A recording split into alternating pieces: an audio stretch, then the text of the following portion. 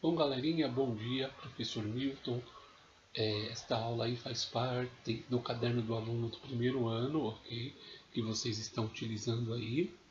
Esta aula vai tratar de ciência e política e a necessidade de ciência e política caminharem juntas, ok? Então peço a vocês aí que acompanhem a aula e qualquer coisa estou aqui para tirar a dúvida de vocês.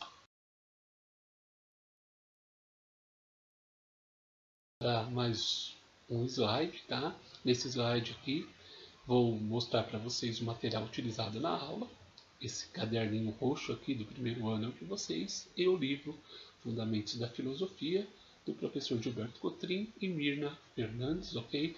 Na página 352. Vamos lá, ciência política e política, né? Então, na Grécia Antiga, começou ali a ter as primeiras discussões sobre a função da cidade e a função dos governantes com a polis, né, que é a cidade. Platão vai escrever um livro chamado A República, onde ele vai falar da necessidade do governante ser um rei filósofo. Por que um rei filósofo? Porque segundo a teoria platônica, né, os filósofos são capazes de conhecer a verdade e, conhecendo a verdade, eles vão poder conduzir a vida da polis, a vida dos cidadãos, a vida ali daqueles membros da sociedade de forma mais justa, de forma mais adequada, né? O Platão buscava uma política que tinha como o, o fundamento encontrar a o bem comum, o bem de todos, ok? Então, a política não se tratava aí apenas de um saber fazer, né? Não se tratava apenas de uma ação prática, tinha que ter também uma ação teórica, uma ação ligada ao conhecimento.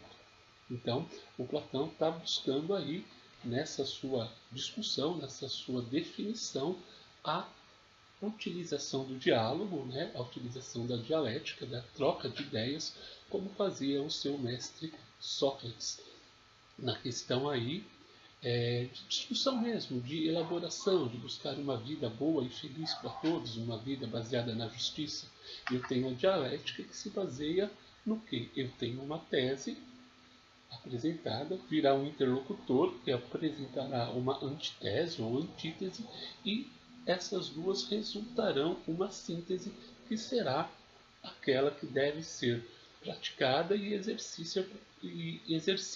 exercida para o bem da polis, né? Isso é o início aqui da ciência. Ciência e política, segundo Platão, devem caminhar juntas. Então vamos em frente, tá, galera, aí para o próximo slide, onde vamos mostrar aí um pouquinho da teoria platônica sobre o governo, sobre a política. Para entendermos inicialmente aí a teoria política de Platão, nós temos que entender a teoria da alma de Platão. Aqui, o site de onde eu tirei essa imagem, ok? Para não me comprometer, as coisas têm aí, né? Direitos autorais, então eu tirei desse site aqui as três partes da alma conforme o entendimento do Platão. Temos aqui a imagem do grande Platão e aqui uma alma, né? Olha que alma bonitinha essa aqui. Essa parte da alma, ok? Das três partes, repare, tá? Que Platão faz um corpo, define a alma como se fosse um corpo, né? A alma estaria, né, dentro do nosso corpo, seria enviada aqui para nós, para nos orientarmos nas nossas ações, e ela é definida aí em três partes, dividida em três partes. Esta parte aqui ligada aos apetites, tá? As emoções inferiores, as nossas necessidades básicas, né? Sejam elas as nossas necessidades biológicas, sexuais, enfim, estão todas nessa alma que ele vai chamar de concupiscente. Não se assustem que vai ter escrito o nome dela ali no próximo slide. Alma concupiscente, responsável então por nossas necessidades básicas, ok? Bom, esta segunda parte da alma que estaria no peito seria a alma irascível, que seria relacionada aí às nossas ao controle, né? A frear os nossos sentimentos e apetites também. Ela vai estar relacionada ao que sentimos, amor, ódio, pena, piedade, enfim, né? Ela é o equilíbrio das nossas emoções, a alma irascível. E, por último, a ordem, né? A última alma, a que ordena tudo, que é a razão, com os sentidos, ela dirige e ordena essas três almas, tá? Para Platão, essas almas devem viver harmonicamente, mas ele defende uma hierarquia dessas almas, tá? Onde as outras duas, essas duas almas aqui, estariam submetidas à alma racional. A alma concupiscente e a alma irascível estariam submetidas à ordem ou à alma racional. Vamos.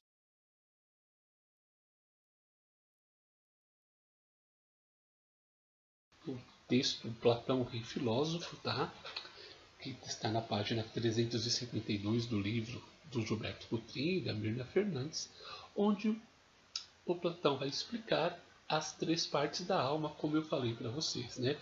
Concupiscente, que é responsável aqui pelas necessidades básicas humanas, tá? Por nossas necessidades mais primárias. A alma irascível, que estaria responsável aí pelos sentimentos, enfim, por todas essas coisas. E, por último, a alma racional, que seria aquela responsável pela organização. Então, como eu disse no slide anterior, deve haver um equilíbrio, mas a alma racional deve dominar, deve estar acima das outras duas. Bom, e aí o Platão vai fazer uma analogia entre a alma, o funcionamento da alma e o funcionamento da cidade. Nesta relação, ele vai pegar a alma concupiscente, que é responsável aí por nossas necessidades mais básicas, e vai atribuir nas funções da cidade essa alma aos produtores, que seriam responsáveis aí, segundo Platão, para a produção dessas necessidades, ok? Então, como nós temos necessidades básicas, devem ter na cidade uma função social onde as pessoas construam, ofereçam essas necessidades básicas, ok? A segunda parte da alma aí, relacionada à função da cidade, seria dos guardiões, que seriam responsáveis, tá, como diz o texto aí, por defender a cidade. Então, como um soldado deve amar a pátria, dar a vida à pátria, dar a vida à sociedade, ele seria responsável pelo sentido, né? por esse sentimento ou pelo sentido de proteger a cidade e agir de forma equilibrada também. Deve controlar os seus sentidos, né? Deve controlar os seus sentimentos para que ele tenha uma ação adequada para a proteção da cidade. E, por último, os governantes, tá? Que seria a alma racional, e seriam responsáveis, então, pelo governo da cidade. Ok? Então, Platão coloca aí que esses indivíduos seriam preparados, ok? Para essas funções. O professor, e como cada um seria determinado para essa função? Cara, eles seriam colocados nessa função por um processo de educação. Eles iriam pela escola, teriam lá os seus tutores, os seus orientadores, que observariam as suas qualidades e, a partir dessas qualidades, os preparariam para as funções da cidade. Seria por meio de um processo educacional. Platão trabalha muito com uma questão chamada aristocracia, que seria a ação dos melhores. Os melhores agiriam para cada função da cidade, né? Então reparem aí que eu tenho uma espécie de ciência preparada, analisada, estudada, onde cada um faria aquilo que ele é melhor, aquilo que ele sabe melhor oferecer para a cidade ou para a polis, tá? Então, não é aquilo que eu queria fazer, e sim aquilo que eu tinha de melhor para oferecer, ok? Seguindo. voltando aí, a questão da ciência política é o quê? Eu tenho que agir no mundo real. E esse mundo real é um mundo racional. Quando eu consigo perceber isso, que essa racionalidade, que essa aplicação da ciência no mundo deve ser efetuada, eu vou agir melhor. Tá? A razão, então, é dessa forma intrinsecamente política. O que é isso? Ela é inseparável da política. Porque a partir do momento que eu faço a minha ação política de forma racional, agindo de acordo com a realidade, eu não vou ser um subversivo, eu não vou agir de forma errada, eu vou agir de forma adequada e trazer os verdadeiros interesses para a sociedade, para a polis, que é o bem comum. O conhecimento é imanentemente político. Tá? São partes, eles devem estar caminhando juntos para servir a sociedade, para servir a polis, a partir do conhecimento. Aquilo que vai destruir, aquilo que vai separar, aquilo que vai afastar, aquilo que vai procurar o bem individual, não é positivo, é negativo. E, portanto, a ação política deve ser baseada de forma científica, de forma racional, com o conhecimento para que nós tenhamos aí uma prática mais efetiva, correta e justa.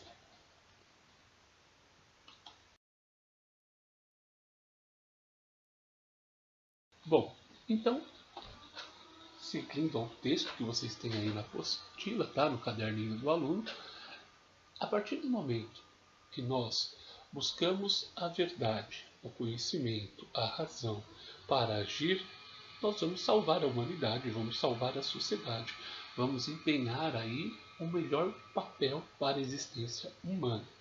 Okay? O homem tem que aprender que agir de acordo com a realidade é agir de acordo com a verdade, vai dizer aqui o Herbert Marcuse, né? Então, lendo o texto aqui, na medida em que a luta pela verdade salva a realidade da destruição, a verdade compromete e empenha a existência humana. É o projeto essencialmente humano. Se o homem tiver aprendido a ver e a conhecer o que a realidade é, ele agirá em concordância com a verdade. Então, a verdade vai nos salvar da destruição. Isso que eu tenho que entender, tá? A partir do momento que as nossas ações são ações movidas pelo conhecimento, movidas pela busca da verdade, movidas pelo interesse de interpretar a realidade, eu vou aí trazer um benefício maior. Tá? Então, por isso que a política é uma ciência, a política deve ser estudada, não se agir por impulsos, não agir por emoções, mas agir de forma racional, buscando o bem comum. E olha só, né? A ciência, né?